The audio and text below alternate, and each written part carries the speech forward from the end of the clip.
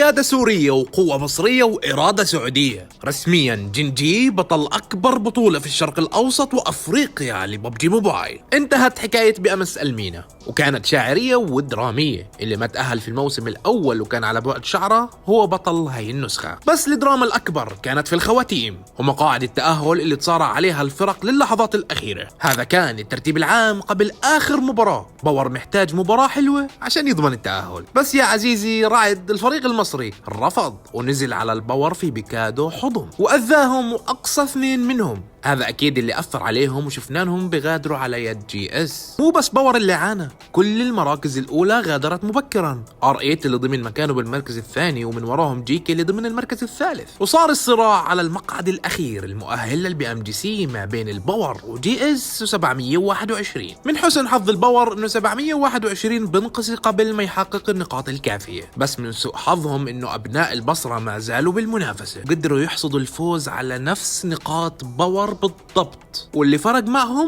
هو فوزهم بهاي المباراة لانهم اخذوها بفرق للتشيكن. هذا اللي اهلهم لنضمن وجود ثاني فريق عراقي في بطولة العالم مع تويستد مايندز، وخيبة امل للحدي مع فريق باور بعدم التأهل. الف مبروك لجنجي اللقب المستحق والتأهل ل R8 وجيكي وجي اس وتويستد مايند وديزر. منتظرين فرقنا العربية يشرفونا في تايلاند.